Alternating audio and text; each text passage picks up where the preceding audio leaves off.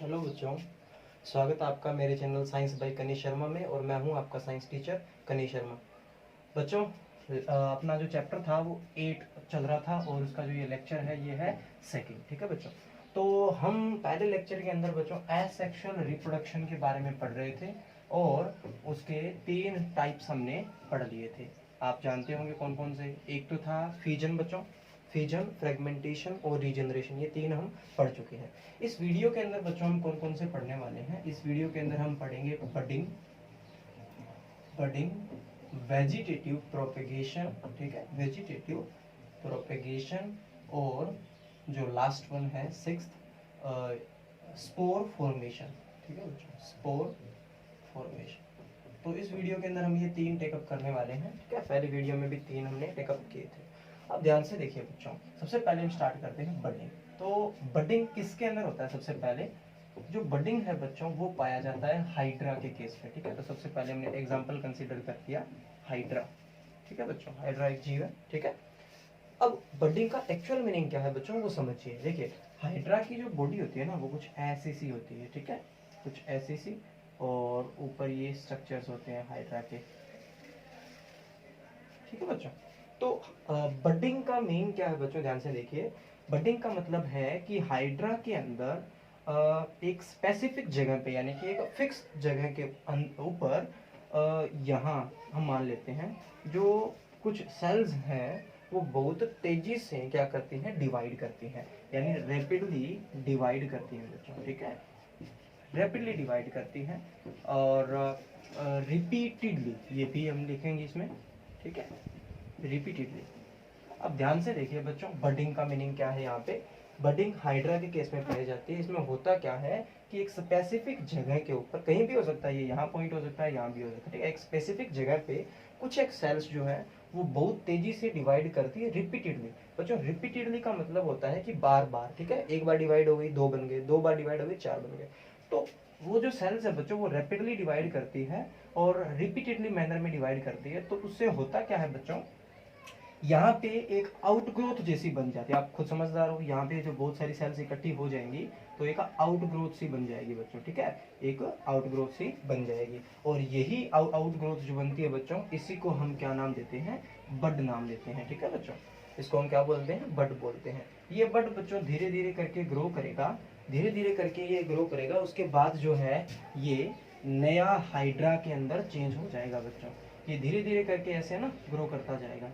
पहले छोटा सा आउटग्रोथ होगा, फिर थोड़ा सा और बड़ा हो जाएगा, फिर मतलब ये हाइड्रा के जैसा ही बन जाएगा बच्चों। ठीक है, और यहाँ पे ये पेरेंट बॉडी के ऊपर कई दिन तक पड़ा रहेगा, लेकिन मैच्योर होने के बाद ये पेरेंट बॉडी से क्या हो जाता है बच्चों? अलग हो जाता है और ये ग्रो करता है इंडिविजुअली, इंडिपेंडेंटली। ठीक है बच्चों, बहुत सिंपल सा था बडिंग, कुछ नहीं था इसके अंदर। हाइड्रा में पाया जाता है। दोबारा मैं बता रहा हूँ आपको, हाइड्रा में ये बडिंग जो है वो पाया जाता है एक स्पेसिफिक पॉइंट के ऊपर। जो बहुत सारी सेल्स जो हैं, कुछ एक स्पेसिफिक सेल्स जो हैं वो बहुत तेजी से बार बार डिवाइड करती हैं। ठीक है, जिससे आउटग्रोथ जैसी कुछ चीज बनती है। ठीक है बच्चों, आउटग्रोथ होती है, बाहर की तरफ ग्रोथ होती है, और उस आउटग्रोथ को ही हम बड बोलते हैं। वो बड धीरे धीरे करके ग्रो करता है और नया हाइड्रा बना देता है बच्चों। कुछ देर तक ये पेरेंट के पास ही रहेगा, जैसे मैच्योर होगा उसके बाद ये अपने पेरेंट से अलग हो जाएगा और नए हाइड्रा में चेंज अप हो जाएगा बच्चों। ये था बडिंग। इसके बाद हम शुरुआत करते हैं बच्चों वेजिटेटिव प्रोपेगेशन की। अब ध्यान दीजिए बच्चों, वेजिटेटिव प्रोपेगेशन। सबसे पहले प्लांट के बारे में अगर आप थोड़ा सा जानते हो बच्चों, तो प्लांट के अंदर 2 टाइप की स्ट्रक्चर पाई जाती है। ठीक है, प्लांट के अंदर 2 टाइप की स्ट्रक्चर पाई जाती है। एक तो होती है रिप्रोडक्टिव स्ट्रक्चर। ठीक है, रिप्रोडक्टिव स्ट्रक्चर, एक तो रिप्रोडक्टिव स्ट्रक्चर होती है, और कुछ होती है बच्चों वेजिटेटिव स्ट्रक्चर। ठीक है, प्लांट के अंदर 2 टाइप की स्ट्रक्चर्स पाई जाती है, कुछ वेजिटेटिव स्ट्रक्चर्स होती हैं, कुछ रिप्रोडक्टिव स्ट्रक्चर्स होती हैं।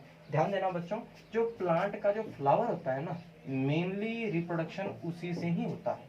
ठीक है, प्लांट के केस में जो रिप्रोडक्शन होता है वो मेनली किसकी हेल्प से होता है? फ्लावर की हेल्प से। अगर प्लांट फ्लावर की हेल्प से ना रिप्रोडक्शन करके, अगर प्लांट वेजिटेटिव स्ट्रक्चर की हेल्प से रिप्रोडक्शन करता है, मैं बार बार दोबारा बता रहा हूं बच्चों, अगर प्लांट रिप्रोडक्शन करता है with the help of vegetative structure. अब वेजिटेटिव स्ट्रक्चर्स क्या है वो भी जान लीजिए। रूट, स्टेम, एंड लीव्स, ठीक है। इनको बोलते हैं बच्चों वेजिटेटिव स्ट्रक्चर। ये रिप्रोडक्टिव स्ट्रक्चर हो गए। तो मैंने क्या कहा बच्चों कि अगर प्लांट रिप्रोडक्शन करता है किसकी हेल्प लेके, वेजिटेटिव स्ट्रक्चर्स की हेल्प लेके, यानी रूट, स्टेम और लीव्स की हेल्प लेके, तो इस टाइप के रिप्रोडक्शन को हम क्या बोलते हैं बच्चों, वेजिटेटिव प्रोपेगेशन बोलते हैं, ठीक है। बहुत सिंपल सी चीज थी ये तो, इसको ज्यादा मुश्किल हमने बनाया ही नहीं। यानी अगर प्लांट वैसे नॉर्मली रिप्रोडक्शन फ्लावर की हेल्प से करता है, लेकिन अगर प्लांट फ्लावर की हेल्प से रिप्रोडक्शन ना करके अगर प्लांट वेजिटेटिव स्ट्रक्चर की हेल्प से रिप्रोडक्शन करता है, यानी अगर प्लांट रूट से रिप्रोडक्शन करता है, स्टेम से रिप्रोडक्शन करता है या लीव से रिप्रोडक्शन करता है, तो इस टाइप के रिप्रोडक्शन को हम वेजिटेटिव प्रोपेगेशन कहते हैं बच्चों, ठीक है। अब इसका एग्जांपल भी ले लेते हैं। रूट की हेल्प से जो प्लांट रिप्रोडक्शन करता है, जिंजर, ठीक है, आपने देखा होगा जिंजर की रूट से भी हम जो है नया जिंजर का पौधा बना सकते हैं, ठीक है। पोटैटो के केस में स्टेम जो जमीन में पाया जाता है, ठीक है। पोटैटो आलू को अगर हम काट के पीसीस को उगाएं तो नया पौधा बन सकता है।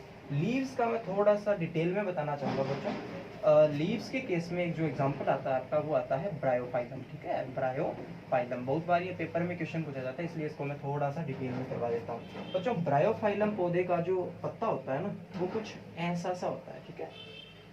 हम जज कर लेते हैं अपनी तरफ से कुछ ऐसा।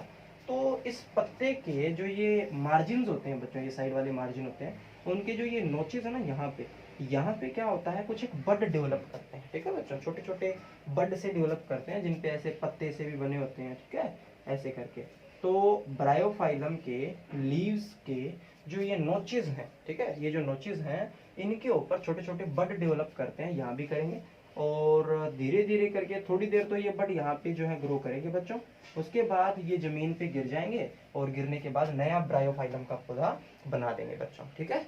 तो ये ब्रायोफाइलम के केस में होता है with the help of leaves. बहुत सिंपल था बच्चों, कुछ नहीं था इसमें। अगर प्लांट रिप्रोडक्शन करता है with the help of vegetative structure, और वेजिटेटिव स्ट्रक्चर कौन सी है, या तो प्लांट रूट की हेल्प से रिप्रोडक्शन करे, या स्टेम की हेल्प से, या लीव्स की हेल्प से, तो इस टाइप के रिप्रोडक्शन को हम वेजिटेटिव प्रोपेगेशन कहते हैं, ठीक है। जिंजर एग्जाम्पल है रूट का। रूट जो रूट से रिप्रोडक्शन कर सकता है उस प्लांट का नाम क्या है, जिंजर है। स्टेम से पोटैटो है, और लीव्स है ब्रायोफाइलम। लीव्स का मैंने डिटेल में बताया कि ब्रायोफाइलम का जो पत्ता होता है उसके जो मार्जिन पे जो नोचेस है ना, इनके ऊपर छोटे छोटे बड डेवलप करते हैं, कुछ देर यहीं पे ग्रो करते हैं, उसके बाद ये जमीन पे गिर जाएंगे, और गिरने के बाद नया ब्रायोफाइलम का पौधा बना देंगे। ये था बच्चों वेजिटेटिव प्रोपेगेशन। उसके बाद आती है बारी स्पोर फॉर्मेशन की। अब बच्चों अगर आपने ब्रेड के ऊपर या रोटी के ऊपर कभी भी फफूंदी देखी है, फंगस देखी है, तो जो ये स्पोर फॉर्मेशन है ना, ये उसी प्लांट के अंदर पाया जाता है, ठीक है बच्चों। फंगस एक्चुअल में कंसिडर किया जाता है एक प्लांट के केस में। तो स्पोर फॉर्मेशन की अगर आप बात करें बच्चों, इसको थोड़ा डिटेल में समझना। स्पोर फॉर्मेशन सबसे पहले किस में पाया जाता है, फंगस में पाया जाता है बच्चों, ठीक है, फंगस में। आपने देखा होगा कुछ थ्रेड लाइक स्ट्रक्चर्स फैली होती हैं रोटी के ऊपर वाइट वाइट सी, ठीक है। एक्चुअल में बच्चों फंगस जो हम एग्जांपल इसमें ले रहे हैं वो है राइजोपस, ठीक है। राइजोपस नाम की एक फंगस है, इसको ब्रेड मोल्ड भी कहा जाता है क्योंकि ये ब्रेड पे उगती है। तो इसके जो आपको थ्रेड जैसी स्ट्रक्चर्स दिखती हैं वो एक्चुअल में वो कुछ ये है, ठीक है, वो कुछ ऐसे से दिखते हैं आपको धागे से। ये माइक्रोस्कोपिक स्ट्रक्चर होती है बच्चों, आपको ऐसे विजिबल नहीं होगी। इन स्ट्रक्चर्स को बोलते हैं बच्चों अपन हाइफा, ठीक है। जो थ्रेड लाइक स्ट्रक्चर्स हमें दिखती हैं फंगस की, उनको अपन क्या बोलते हैं, हाइफा बोलते हैं। रिप्रोडक्शन इनकी हेल्प से नहीं होता। अब हाइफा के ऊपर कुछ एक है ना, ऐसे करके स्टिक से उगती है बच्चों, ठीक है। ऐसे बहुत सारी ऐसे करके स्टिक्स ऐसे लगता है कि ये स्टिक जैसी कुछ चीजें हैं, ठीक है। इनके ऊपर बल्ब लाइक स्ट्रक्चर होती है, जिनको हम नाम देते हैं स्पोरेंजिया, ठीक है बच्चों। अब ध्यान देना आप यहाँ पे जो मैं चीज आपको समझा रहा हूँ। हाँ जी, तो स्पोर फॉर्मेशन किस में पाया जाता है, फंगस के केस में पाया जाता है। हम जो एग्जांपल कंसीडर करेंगे कौन सा करेंगे, राइजोपस जो एग्जांपल हमारा उसको करेंगे। राइजोपस को और किस नाम से जाना जाता है, ब्रेड मोल्ड के नाम से जाना जाता है, ठीक है। जो फफूंदी के ऊपर जो धागे से हमें दिखते हैं उनको अपन हाइफा बोलते हैं, ठीक है। हाइफा के ऊपर ये स्टिक लाइक स्ट्रक्चर्स, ये फिलामेंट जैसी चीजें होती हैं, और उन फिलामेंट्स के ऊपर ये जो बल्ब लाइक स्ट्रक्चर आपको दिख रही हैं बड़ी बड़ी, ठीक है, इन बल्ब लाइक स्ट्रक्चर्स को हम नाम देते हैं बच्चों स्पोरेंजिया, ठीक है। स्पोरेंजिया नाम देते हैं, ठीक है। इन वो थ्रेड्स को हाइफा और जो ये ऊपर आपको बल्ब लाइक स्ट्रक्चर दिख रही है उनको स्पोरेंजिया। इन स्पोरेंजियाज के अंदर बच्चों छोटे छोटे स्पोर्स होते हैं, यानी स्पोरेंजिया क्या करेगी, जैसे ही मैच्योर होती है ये स्पोरेंजिया टूट जाएगी और इनके अंदर जो छोटे छोटे स्पोर दिख रहे हैं ये हवा में इधर उधर फैल जाएंगे। इन स्पोर के बारे में अगर थोड़ा सा जाने बच्चों, तो स्पोर्स जो हैं उनकी जो वाल होती है वो बहुत ज़्यादा थिक होती है, ठीक है। स्पोर्स की वाल जो है वो बहुत ज़्यादा थिक होती है। इसका कारण क्या है, ताकि ये एनवायरनमेंट से बचे रहें, हीट से बचे रहें, कोल्ड से बचे रहें। इसलिए ये जो अंदर ये जो छोटे छोटे स्पोर्स दिख रहे हैं ना, उनकी डिटेल स्ट्रक्चर है कि इनकी थिक वाल होती है ताकि ये टेम्परेचर हीट वगैरह से बचे रहें, ठीक है। इन स्पोर्स को जहाँ पे भी नमी दिखेगी बच्चों, जहाँ पे भी ह्यूमिडिटी दिखेगी, वहीं पे ही ये स्पोर जो है ये जर्मिनेट करना शुरू कर देंगे और नया फंगस बना देंगे। बहुत सिंपल सा है बच्चों स्पोर फॉर्मेशन। फंगस में पाया जाता है राइजोपस, जो ब्रेड मोल्ड मैंने बताया, ठीक है। ये जो थ्रेड जैसी चीजें दिखती है उनको हाइफा बोलते हैं, उनके ऊपर फिलामेंट्स भी होते हैं, फिलामेंट्स पे बल्ब लाइक स्ट्रक्चर होती है जिनको स्पोरेंजिया कहते हैं। स्पोरेंजिया मैच्योर होगी, टूट जाएगी, अंदर क्या निकलेंगे, स्पोर्स निकलेंगे। स्पोर्स की वाल क्या होती है, थिक होती है। किस लिए होती है थिक, ताकि इनको एनवायरनमेंट से बचाया जा सके। फिर जहाँ पे इनको नमी दिखेगी, ह्यूमिडिटी दिखेगी, वहीं पे ये जर्मिनेट कर देंगे और नया जो है ये प्लांट फंगस का बना देंगे। ये था बच्चों इस वीडियो का काम, जिसमें हमने बडिंग पढ़ा हाइड्रा के केस में, और वेजिटेटिव प्रोपेगेशन पढ़ा अलग अलग प्लांट्स के अंदर, और जो स्पोर फॉर्मेशन है वो पढ़ा अभी फंगस के केस में। तो ये 3 पढ़े हैं बच्चों हमने इसमें। नेक्स्ट वीडियो में हम नया टॉपिक शुरू करेंगे, ठीक है। इसको आप अच्छे से करना, और नोट्स वीडियो के बाद मिल जाएंगे। और अभी भी बच्चों बहुत कम बच्चे हैं जो रेगुलर अपना काम कर रहे हैं, बस 5-7 बच्चे। पहली वीडियो में कम से कम 10-15 बच्चों ने रिस्पॉन्स शो किया था, अब जो है बहुत ही कम बच्चे रिस्पॉन्स शो कर रहे हैं। कम से कम आप रीजन तो बताइए कि आपका क्या कारण है। अगर आपके कुछ समझ में नहीं आ रहा है तो आप मेरे को बताइए, ताकि हम कुछ टेक्निक्स को और यूज करें, ठीक है। तो जरूर जरूर बताना बच्चों, और जो भी होमवर्क दिया जाए वो आपने करना है। मैं उम्मीद करता हूँ कि आप सभी बच्चे जो है इस वीडियो को देख के और मेरा मैसेज जो मैं अभी दे रहा हूँ आपको, इसको फॉलो करेंगे और होमवर्क जो है आज से ही अपना करना शुरू करेंगे। चलो जो पीछे रह गया कोई बात नहीं, लेकिन आज से जो भी होमवर्क है वो आपने करना है बच्चों। मैं उम्मीद करता हूँ जितने भी बच्चे हैं वो सारे के सारे होमवर्क करेंगे, ठीक है बच्चों। Thank you.